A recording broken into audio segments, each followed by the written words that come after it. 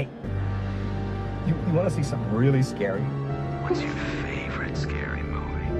I'm gonna scare the hell out of you. What was living behind that boy's eyes was purely and simply evil. They're coming to get you, Barbara. When there's no more room in hell, the dead will walk here. What's blood for, if not for shedding? Welcome to Fright Night. Welcome back to Jump Scare. I'm Betty. And I'm Shad. This week we're covering 1985's Night Train to Terror. The earth is mine. Out of pity, I cast you down on earth. Don't push me. I'll open the gates of hell.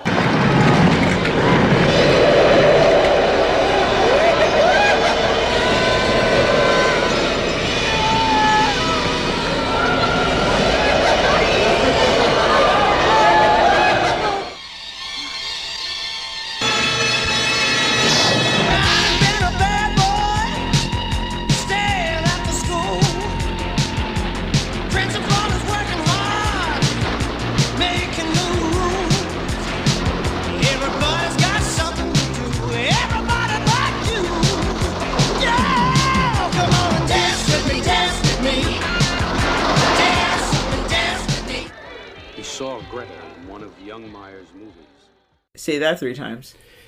Yeah, no. So we watched this film via Tubi. Our best friend Tubi. We love Tubi. Tubi has some crazy shit. Some stuff we've never even heard about. Yeah, this was one that I had heard mentioned before, but I didn't quite... I just knew it was an anthology. I didn't know exactly what I was going to get myself into when we started watching this, but... This movie, you know, it went off, to use the train metaphor, it went off the rails real quick. So God and Satan are on a train. Yes. And... Dressed in white and black. Dressed in white and black. Sitting at a window with a white table and there's like stars outside the window. Was the table white? I thought the table was like a solid regular train table, but the middle of the table was white and like gleaming. Yeah, that's right. That's what I meant. No, it's no. The table's weird because I thought there was going to be a purpose to that.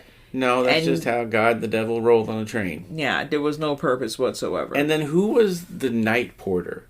The night porter just walks up and down the train, and occasionally he'll look at the camera and go, "Almost there," and kind of give it like a little wink towards the camera. And you're like, who is he supposed to be? Is he an angel, a demon? Because at one point he suggests about one of the characters, he's like, well, perhaps 100 years in purgatory would do him well instead of going to heaven or hell. They're like, yeah, that would be good. It's yeah. Like, okay. I don't know who that guy was. But so they're there to determine the fate of 3 souls. So it's an anthology film. And now, I'm sorry, go ahead. God and the Devil is the wraparound story. Yes. And the wraparound story is also that the train is going to crash.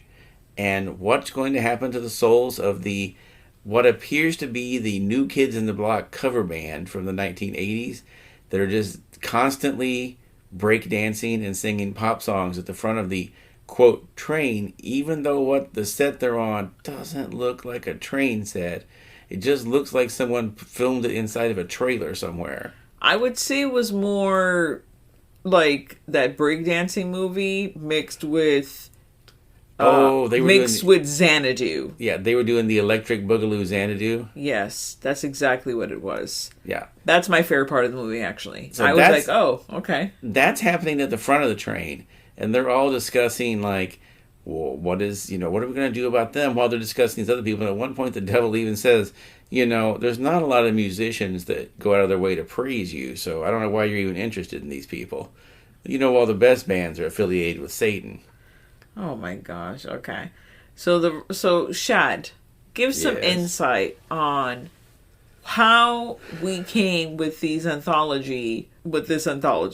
So apparently they had some movies they had already made, or at least one wasn't completely finished, the first one. and they had the footage, and the other two, they already had finished them, and they had been released on their own earlier. So they just took them and cut them down and made short films out of them. And to make sure since you couldn't really figure out what was going on, they have them just do some narration to explain and then jump into the middle of it. And you just get to see some of the, quote, scary scenes in the movies. And that's just it. They cut each one. I looked at each one of the completed ones was about an hour and a half to an hour and 40 minutes. They cut them down to about 20, 25 minutes apiece. And that's a lot to cut out of a movie. Although I'm not sure these movies would have been any better with the added footage in. You know, we have different feelings about this film because I actually like this movie for some reason. I think it's because the scenes or the stories are just so fucking outrageous. Usually when you have an anthology, there's like one, if it's, you know, you have one good one, you know, the other one are shitty. One mediocre one and then a really terrible one. Yeah. These were all just, for me, shocking. I just remember saying out loud, like, is this really happening? Like, what the fuck is happening? This is crazy. And it probably is because, like you said, it's just a disjointed, literally pulled out, you know, segments of it to make this, like, film. And it is kind of fucking choppy. The first story, this was actually rescued by Vinegar Syndrome. So yeah, they're out there doing the Lord's work. that's the company that put this out for Tubi. So, you know, it looks very good. I mean, yeah, obviously. they always do a good job. So yeah, they find the weirdest shit out there in the world, man. Yeah, they do. I'm like, how? The first film is story is the case of Harry Billings. Now, I in this segment, I was just like, what is going on in this film? Because you don't really find out for a little bit. I don't even know how much into it. I feel like 15 minutes into it, you don't even know like where this is going. But a husband and a wife, apparently, you know, they just literally finished getting married and they crash. And they tell you, like through narration, he's a terrible person. He cheated on her all the time. He drank. He smoked. He was a bad guy. And then now they're in an insane asylum. Because the car crashes into the water and they rescue them.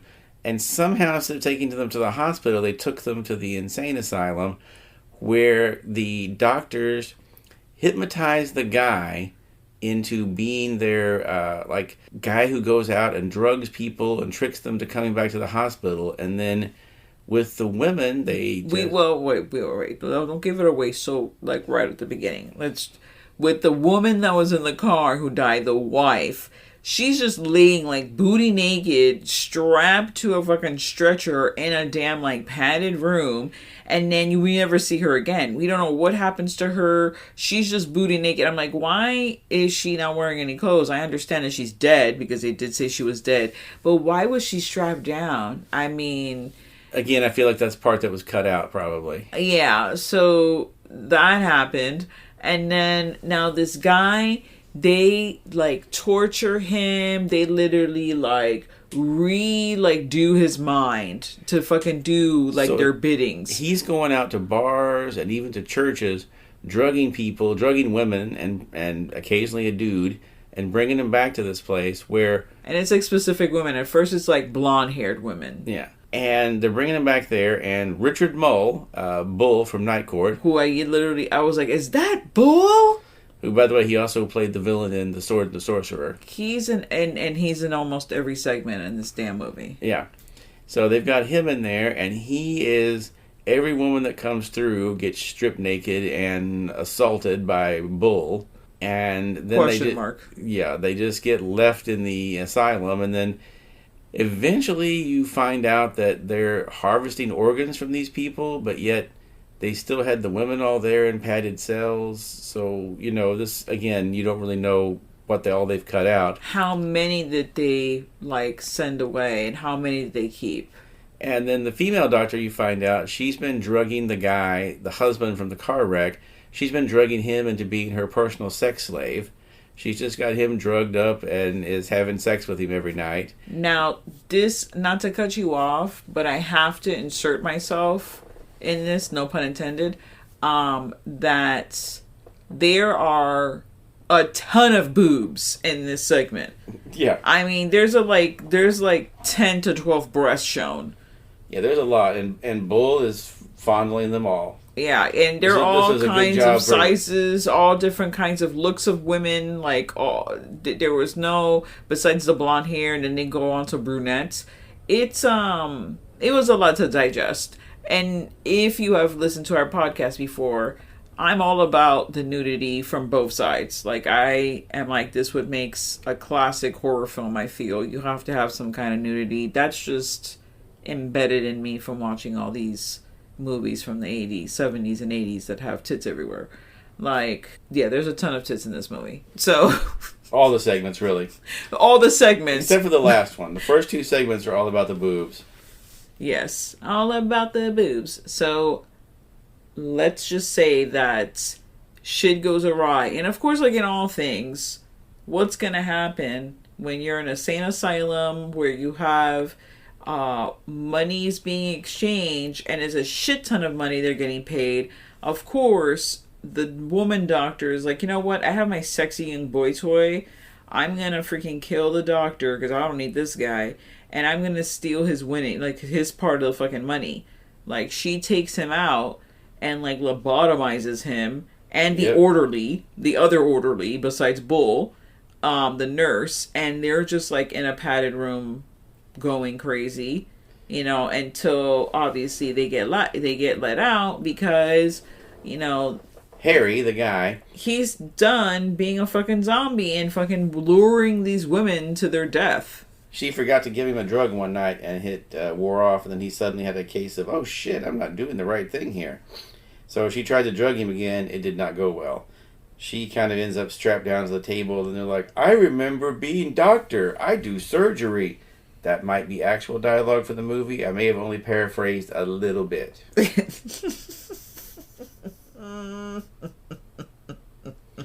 So, yeah. So it's not... And that's the guy that, when the story ends and, like, God and the devil are talking about it, that's the one where they say, well, what do you think? Maybe 100 years in purgatory because he did all these things. He cheated on his wife, and then he lured all these people in here and got them killed, but most of it he did while he was brainwashed and hypnotized. So he really wasn't responsible for that, was he? They're like, well, we'll give him 100 years in purgatory, and then we'll think about it when he comes out. It's like, oh, okay. Purgatory. Didn't know you could just do that, but apparently you can. Well, right off the bat, the devil tells the audience that the woman in this next story, she definitely going to hell, and he's excited to see her there because it is the case of Greta Connors. Now, there's an aspiring singer named Greta, and she has a carnival job where she's selling popcorn, and she's a struggling artist, a singer who's just trying to get famous. She come across a man who stuffs about $700 to $800 down her bra while she's holding said popcorn, and he just throws the popcorn away and says, you know I just want you, baby. Now look, I'm not making any judgments here, but I feel at this point you just know he's paying for sex. So don't get upset later when he's like, oh no, I was just paying for sex with you and buying you off the street because I think you're a prostitute. That's what he was getting at, guys. Yeah. He was pretty obvious about it when he was just shoving money down your shirt. And you took said money. She never got mad. Plus, she is psycho. Okay? So, yes, a rich man who falls in lust. That's what I have down as a note. Because I wanted to make sure that we all know that obviously the next thing is going to give her away. Because he's like, hey, you know what? You want to be in the pictures? You want to be famous? I'm going to put you in pornos. That's basically what he does. She starts doing pornos. And while a group of men are sitting in the fraternity house, there is a guy who's studying to be a doctor that's watching said porno. And while this girl who's dressed like an Indian is getting her brains fucked out by the guy, he's like, this is the love of my life, and I must track this girl down and make her mine. And he does so. And that girl was Greta, obviously. And I'm like, really? Okay, that's a thing that happens. That's something. And he goes, he tracks her down, and then of course they fall in love, and she no longer wants to be with the guy that's put her in the pornos because he's much older than her, and you know this He's other putting her in guy's pornos. and yeah, he's putting her in pornos, and this guy's hot, and this guy's studying to be a doctor. Like, apparently a doctor of karate. We're gonna yes, call him he's Dr. Karate. Dr. Karate. Yes, Dr. Karate because Later, when they send some guys to come and collect her and the guy for nefarious reasons, Dr. Karate pops up and starts kicking ass. I'm like, all right, okay. Dr. Karate knows how to fight. He does know how to fight. And that's when the insanity of the continuing insanity of this movie ensues, because oh yes, now the ex-boyfriend, the rich ex-boyfriend, is like, you know what I love to play crazy games, and they're all like Russian roulette games, but they're all insane games. The first game is, I have this crazy giant wasp thing that looks like a demon. And I also, we forgot to mention the most amazing part of this entire film, Shad. Okay. We totally missed it. There is stop motion animation in this film in several parts. And it is... They're big on that. Fucking classic. Stop motion claymation animation. Yes. And they don't even try to really hide the fact. They don't. 1 second you're a human, and the next second you're a claymation. You're a very obvious claymation doll being whacked around by the demon. So it's a claymated wasp demon that everyone's sitting around the table, and if the wasp demon, like, I guess, senses you or whatever. They tell everybody, don't move, don't talk, just sit there, because the last thing you want is for this thing to land on you and sting you. And then at one point they even say, we'll make sure we close the window because we don't want this thing to get out and sting someone that's not part of this game. Because they're all playing this crazy Russian roulette game with it. And then what's the first thing that happens? Of course, they forget the fucking window. They forgot the window. So this thing just flies right out the window. Yep, it didn't pick anybody in the room. Everyone is safe. It flies out the window, and two people just happen to be fucking in the fields. Yeah, they're on a park bench having sex, and this thing flies by and is like, oh, all right, I'm just going to sting this guy. Stings him on the face. His face immediately fucking explodes. It explodes, and it's classic. Yeah, he just goes everywhere. And there's brain matter all over the fucking girl whose tits are out, and she's like, ah! It's the best. It's pretty classic. So then they just keep going. They say like, and then they just kept upping the ante. So the next one that they do is an electric game where they're all hooked to an electrode, and one of them might get shocked. And there's a guy in there who's got the headband on. He gets shocked, and as he gets shocked, of course, it's doing the like crazy effect where it's like lighting up his skull and everything. And he's like, "Excuse me, I hope you don't mind if I smoke." Yeah, and like smoke starts coming out of his head, and then he gets the crazy like cartoon skeleton that you see, and it's wild. But then my favorite one is the next one where they take like it was the Wile E. Coyote one, I called it, where they get like a big wrecking ball and put it on a rope. And they put the rope next to what looks like a big saw, and then they spin the thing, and every time it goes by, it hits the saw, and it cuts a little bit more of the rope. So then they all lay down in sleeping bags. In sleeping bags, because you can't just, get up and run out of a sleeping bag. And now this is when the goons had come in and attacked, Dr. Karate and, what was her name, Henrietta? Whatever the fuck her name, Claire, her name is Greta. They dragged Greta and Dr. Karate there and put them in the sleeping bags. And that way they can't leave because they're tied up. And the guy's like, this is going to be totally fair. No, if the ball falls on you, it'll kill you. If it falls on me, it kills me. It's totally fair. And then you see he has a gun in his sleeping bag pointed at the guy. And you're like, oh yeah, this is going to be totally fair, isn't it? Yeah, not fair at all. I like how right before they get kidnapped, because she decides, I'm out. I don't want to be with you anymore. I want to be with this guy. The last straw for Greta in the conversations he's having with the freaking her ex-rich boyfriend, is that last straw was the execution death. She's like, this is the last straw for me. I can't handle it anymore. And she leaves. And I'm like, really? That was the last straw, Greta? That one? The guy who put you in pornos? Who put you in a freaking crazy wasp Russian roulette game? Who literally also put you through the execution thing? Like, because she's also part of the game. She's one of the contenders. It's like the rich friends, the kooky rich friends that want to be a part of it. And Greta and then the boyfriend.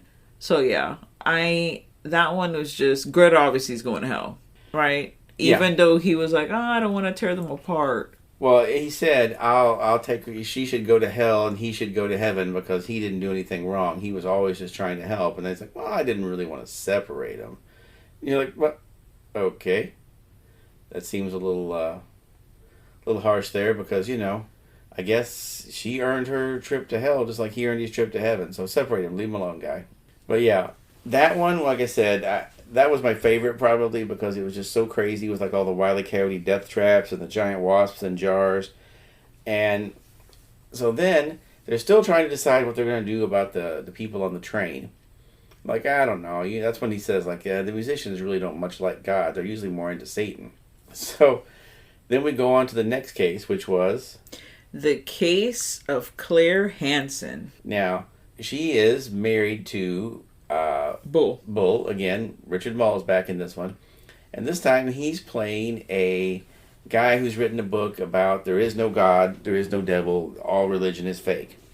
Coincidentally, the devil is also in town, and he's at a nightclub, and he looks like what I always imagined Lestat looked like when Anne Rice described him in the books. That's what this guy looks like, and he is being hunted by a Nazi hunter who recognizes him from back in the days when he ran a concentration camp. As you can see, there's already a lot going on in this. There's so much. And when they show the Nazis all in the room being Nazis, and then they have like the women that I believe were like in their like nightgowns. They're all playing like instruments for him while they eat. And you're like, oh, this is not going to end well. Yeah, I was like, I don't want to go through this. I was like ready to leave the film because I couldn't handle it. But we don't see the Nazis for too long. It's literally just like the first couple of minutes and that scene. And then we go straight to modern day. Yeah, we go straight back to modern day. And you see like the guy, of course his name is Abraham, the Nazi hunter. He goes and gets a cop and is like telling him, this guy's a Nazi, and shows him all the pictures. And they're like, well, yeah, okay, he looks like the guy, but come on, this picture was taken like 40 years ago. This is a 20-year-old guy we're looking at now. It can't be him. Of course, he tries to go and confront him anyhow, and, it does not end well for him. And then, it just keeps going with the crazy, like, eventually you find out that, like, there's a crazy homeless guy that's trying to get to Bull and tell him that, he needs to abandon his writing of this book because it's saying that there is no God. It's just giving the devil more power. And then a priest tells Bull's wife that she's the chosen one that's there to stop the devil from starting the apocalypse. And he gives her a special box made out of the wood from the original crucifixion. It tells her to cut the devil's heart out and put it in this box, and that will solve all the problems. Because this random church, wherever they were at, just happened to have this box in it, apparently. They were just waiting for this to happen. And you get to see another great claymation monster here, because the claymation monster... the homeless guy gets tricked out onto the beach, and the claymation monster pops up out of the water and eats him, pulls him back down into hell. And there's a lot. There's a lot going on, and this is probably the one that was probably the longest movie, and they had to cut the most down from to try and get any kind of halfway logical story, and I'm not sure they succeeded. They did not succeed, but I have to say, whoever plays the devil, whatever you want to call him, he was the devil. In that, he was super hot. I don't know what his name is, but he was he looked like, I'm going to tell you exactly who he looked like. He looked like, the lead singer to My Chemical Romance. That's exactly who he looked like. And super yummy, I have to say. Super yummy. Isn't he Jared Way. Jared Way? Is that what I was gonna say? Jared Way, the lead singer of My Chemical Romance. That's exactly who he looks like. And he just looked, I mean, wow. The actor's name is Robert Bristol, and it looks like he was only in this, the movie it came from, and a movie called Hangar 18, which I have seen. Oh, you have seen, okay. Yeah, so he wasn't in a lot. But eventually this segment of it ends with the devil tries to get Bull to join him. He says, I don't believe in you because I don't believe in God, so why would I believe in the devil? So he kills Bull by setting him on fire, claymation again, on a burning cross. And then he proceeds to go to try and fight the wife. The wife, you think, has won, and you think she's strapped the devil down and cut his heart out. But uh-oh, surprise, he was tricking her and it was an illusion. She actually cut the heart out of one of her friends. Yeah, that actually was pretty... Wah, wah, and the end of that segment. And then he walks out like John Travolta at the end of Saturday Night Live. Like, literally, I thought it was going to... Saturday Night Fever. Oh, Saturday Night Fever. So all I heard was like the... Wah, wah, wah, wah. That's what I heard. And if you watch this movie, you would definitely now hear that when you see the end of this film. Because that's exactly what it is. That segment, that movie was, the devil part is from The Nightmare Never Ends. Yeah, or Cataclysm. All these ones have multiple names. Oh my goodness. And it was like a cop story too, because there's a cop involved in that one, because the cop is the one that's trying to help he starts, obviously he gets involved because of the older, like, Hunter Abraham was with him, and then he gets with the wife of Bull. Richard Mole. Yes, Bull. That's forever going to be his name. Bull. But yeah, so you had that. All that was a lot going on in that. So then we finally cut back to the train, and the party's still going on. They're still doing the Electric Boogaloo Xanadu, and the car is just nonstop. They have not stopped dancing this entire time. And they're like, well, what are we going to do now? God says, you know what? They're all coming with me. The train crashes, and they look like they clearly reused footage from something else, because the first time we see the train going down the tracks and it's going to crash, it's clearly a kid's toy train running down the tracks. Then it crashes, quote unquote, and we see footage from like a giant burning train. It looks like they had set something on fire that was like 45 cars long. And then the next scene that we see is the train, like, surrounded in lights, riding up train tracks into heaven. Oh, goodness. The end. Yes, the end. Now, I like the idea of the whole, like, God and the devil, they're going to debate people's fate on a train, and you're going to see, like, the little stories. They're going to tell you, like, what happened, and you can kind of, decide for yourself a little bit and be like, I don't know. Did this person deserve it? Or, but it was just, if they had written original stories, they might have been able to do it a little better, but it was just chopping up pieces from other movies. It just did not come across well to me. I mean, it was entertaining because it was so far out there, between all the craziness, the boobs everywhere. It's an entertaining watch, but it's just weird, and I kind of want to see the other movies that they took from it now, just to see what they're like. What is the actual movie like? I mean, we know how they end because we saw the end. I feel like they took like the last 5 minutes of the movie and then just like cut little scenes before, because in the one with Greta, there was a scene clearly at the beginning that was also, later on, they're in the same bed, in the same clothes, doing, like they just clearly were using footage from different things to try and make it all into one cohesive movie, and it did not work. Yeah, it was trying to be Tales from the Crypt, the movie from 1972. It was trying very desperately to be that, but it was not that. Because in that movie, obviously it's another anthology, and the twist in that one was that the stories were not what was going to happen to them, but telling all the people of how they all died. So that was like, so everyone in there is already a lost soul. So this is kind of like close to like the whole, devil / soul kind of thing. happening.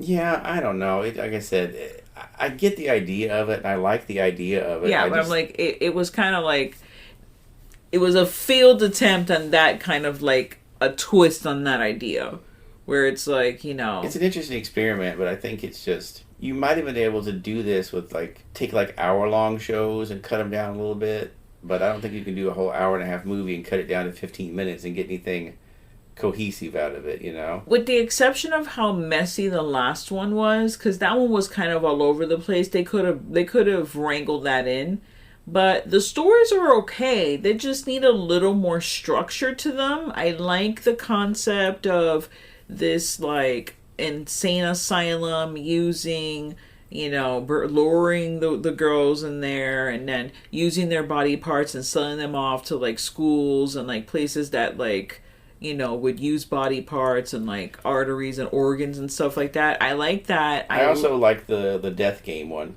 Oh yeah, like the death game. All just like, they're so rich and they're so bored that the only thing that gets them off anymore is the chance that they might die playing this game. Mm-hmm. Okay, I get that. That's interesting. I can live with that. And I think that if that one would have been explored a little more, which that one is available, we might try and watch that sometime just to see how the whole movie plays out. The Nazi that turned, or maybe always was, a demon / the devil. I thought it was going to be vampire. I thought he was a vampire. I really did too. I thought that's where they were going with it. It was going to be a whole vampire thing, but I guess not. I don't know. Maybe I would have liked it better if it was a vampire. Maybe that was just totally like obvious if they would have gone that route of it being a vampire. But if once you bring Nazis into it, you know that it's going to have some kind of like supernatural, like weird element, you know? Because there's always going to be something creepy with the Nazis. Yeah. And there was a lot of Nazi stuff. The 80s, oh my goodness, there was just so many Nazi things out there. You know, films with Nazi stories, and like Amazing Stories had one. What is it? Not Creepshow. There was another anthology that had like a Nazi story in it too. That was just like, oh goodness. The one where it's the Nazis and the guy's like going back in time and he has to like relive Twilight Zone, yeah. And there was also a Night Gallery had done that one about that where the Nazi wanted to go into the painting. Yes, that one was really good. But yeah, there's been a lot of stories about basically Nazis getting their comeuppance, you know. There's so many good stories in the Night Gallery, but a lot of those are from Richard Matheson, aren't they? Yeah, Matheson did a lot of the Twilight Zone and Night Gallery ones. Yeah, man, what a fucking gem. Yeah, so, he's a guy I'd like to have had a chance to meet. This is our episode for this week. Let's go ahead and I want to throw my rating out there and say I'm going to give it 2 knives because there's some entertaining stuff in it, but don't expect to make a lot of sense out of it. I'm also going to give it 2 knives. The practical effects are the bee's knees. I really enjoyed the practical effects minus the stop motion animation, but that was just funny, and it was just really funny to watch, like those segments. So, and really interesting to see like on a technological level where we were at, because the things that they were doing couldn't have been done per se, if you know what I mean, they didn't have the technology for it at the time. So, because like when the kid gets turned into like the dragon comes out, there's no CGI, there's no like computer animated thing. Like when this like crazy 3-headed demon thing comes out and it's taking like the guy and turning him upside down and like going down the thing, like there was no way they were going to be able to do that. The stop motion was the only way, just like, you know, when you watch those Hercules movies, the Jason and the Argonauts, and that kind of stuff. So it's like you get from, you know, that was the time frame where you would see that kind of shit. So I like looking at that stuff because it's like nostalgic. It is a neat thing, even though it's like, oh, that looks terrible. You still it laugh does at look it. so terrible, like, but like where we came from, you know, you're like, oh, okay, well, they didn't have that at the time. You know, they had to come up with some fucking creative idea of how to they did get it across. But it definitely did not age well. It's no fucking The Thing, that's for sure. Because that aged well. Yeah. And those are some fantastic fucking practical And even though I'm not effects. that big a fan of the movie, like, you know, a lot of the practical effects age well, like American Werewolf in London, it still aged well. Yes. The Howling still ages well. Yeah. But, you know, this is not the kind of effects that age Baker, well. our other guy that we love. Rob Bottin. Rob Bottin, where you at? Yes. So I also give it the 2 knives and catch it on Tubi. It's free. It's definitely something that everyone should watch at least once in their life, especially if you just want to fucking laugh and just, you know, see a lot of crazy nudity and see some crazy fucking practical effects. Well, thank you for joining us for another episode. Stay tuned to the horror. And now, folks, it's time to say goodnight. We sincerely appreciate your patronage and hope we've succeeded in bringing you an enjoyable evening of entertainment. Please drive home carefully and come back again soon. Good night.